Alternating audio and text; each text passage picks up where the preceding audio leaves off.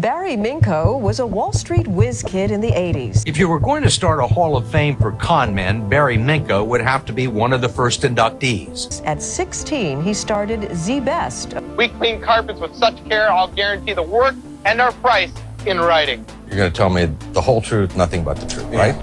Think big, be big. In the heartland of the American dream, a hyperactive child, compulsive teenage achiever, and adult charmer Barryminkow had a vision for wealth, power, and success. Minkow gained the drive to acquire wealth very early in his life. While still in high school, he established a carpet cleaning company, Z Best. His mother was supportive of his early business endeavors, so she allowed him to use family's garage as the headquarters for his business. One day, Minkow was alone in his garage office thinking how to drum up customers for his business. He called Channel 4 in Los Angeles and disguised his voice so he wouldn't sound like a teenager and told the producer that he had his carpets cleaned by the 16-year-old owner of Z Best. He sold producer on the idea that it would be good for society to hear the success story of a high school junior running his own business. He gave producer phone number of his company and waited. It took 5 minutes for the call to come in. Within days, a film crew was in his garage shooting his company at work, followed by more calls from radio stations and other channels wanting to do interviews. The calls flooded in with customers demanding that Minkow personally clean their carpets. The enormous growth of business swiftly turned 16-year-old Minkow into a celebrity. The only problem was the entire vision of Minkow was built on lies and deceit. I started with the best of intentions, really, I can say that much. And when economic pressure reared its ugly head and I couldn't make payroll, I lied and stole and cheated. Minkow scammed his way to the top, and eventually it all came crashing down. It all came crumbling down.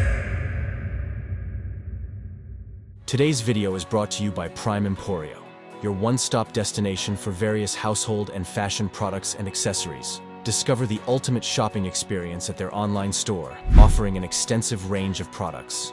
Don't forget to check out their online store and treat yourself to something special.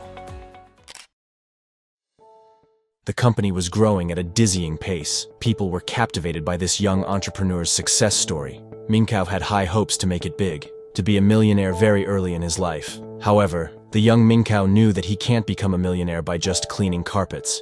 He was after something big, so he found that secret to become a millionaire is through insurance restoration, in which he would file an insurance claim for restoration of a business damaged from flood or fire. He said he had millions and millions of dollars of these restoration contracts. He would take these contracts to the bank and then use these contracts for work to be performed as collateral to obtain loans. He found Tom Paget, an insurance claims adjuster, who made him learn how to file fraudulent insurance claims to get money from banks and insurance companies. Tom was a genius at creating paper trails of businesses that didn't exist. Minkow set up a fake company, Interstate Appraisal Services, which verified the details of Minkow's non-existent restorations for banks. This deception was convincing enough for banks to lend him money. Banks threw money at him, and the investors threw money at him. Barry made it easy for people to believe in him. He had that unique ability of getting people focused, and it was audacious. Minkow's company actually did clean carpets, but 85% of its revenues were coming from fraudulent insurance restoration business. To keep the business running, Minkow took loans from various dubious figures and shuttled money between bank accounts. Minkow's company was like a Ponzi scheme. The company had to continually get new investors to put money into the company to cover debts Minkow had built up from previous investors. Minkow's personal tastes had become increasingly more expensive, including purchasing a Ferrari with the borrowed funds and putting a down payment on a 5,000 square foot home. The public was seeing a young millionaire living the high and glamorous life, but it was all a grand illusion. We were claiming to be doing restoration jobs totaling in excess of $50 million. We weren't doing any. And so, How did you manage to convince bankers, lawyers, investors that this was on the up and up? by getting an auditing firm and getting them the paperwork and much to our shame, creating documents that would support earnings and contracts, 22,000 documents. All phony? Yeah, cutting and pasting, whiteout. The Wall Street was also seduced by Minkow's company. He was Wall Street's wonder boy. Investors were pouring millions into his company, believing in the American dream narrative. The company raised over $11 million on the day it went public to address perpetual cash crunch. The investors didn't know that they were about to get a rude awakening. The company was in deep debt. Even $11 million wasn't enough to pay off all the debts Minkow had accumulated. He wanted to make his company General Motors of carpet cleaning business. He used a massive television campaign to expand his business across California and into Arizona and Nevada. Due to continual expansion, the company had over 1,000 employees. Its stock price climbed to $18 a share, giving the company a value of $280 million and making Minkow worth over $100 million. Nevertheless, the company still had cash crisis since the legitimate side of the business only generated 15% of the company's revenues.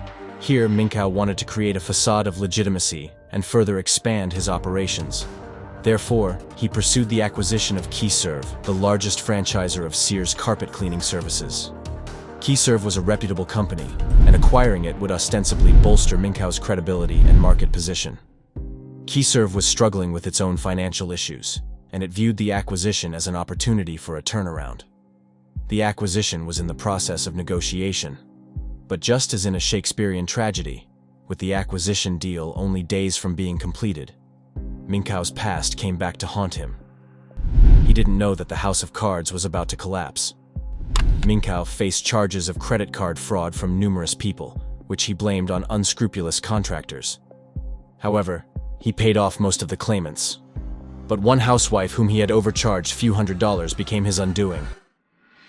When Minkow ignored the housewife's requests for repayment, she went to the Los Angeles Times with her story, and the newspaper published an article about Minkow's credit card fraud days before the KeyServe deal was to close. With that one story, the company collapsed as it uncovered all of Minkow's lies. Skeptical investors and journalists started asking questions. The truth was starting to emerge, and the cracks in the facade had begun to show. The company's stock price plummeted, auditors resigned, and banks called in their loans. When it was discovered the insurance restoration business was a complete fraud, the company was doomed. The fall from grace was as swift as the rise. Minkow was arrested and convicted of fraud. His empire crumbled and left countless investors devastated. The once celebrated entrepreneur found himself in the dock. The American dream had turned into a nightmare.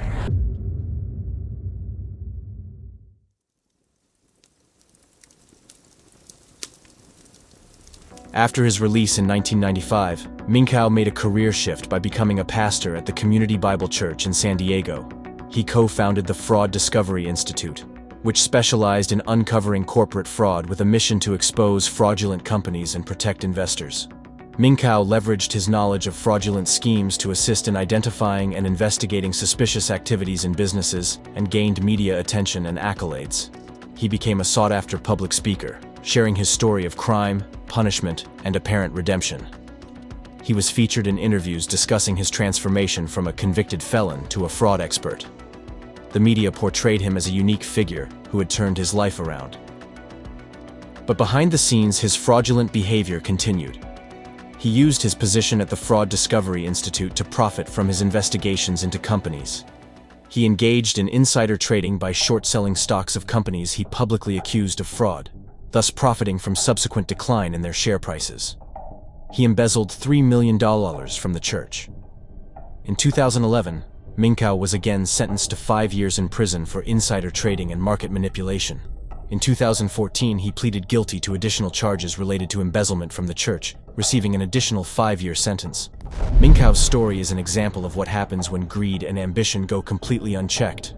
It's a story of how one man's desire for wealth and power led to the downfall of countless individuals, investors, and employees.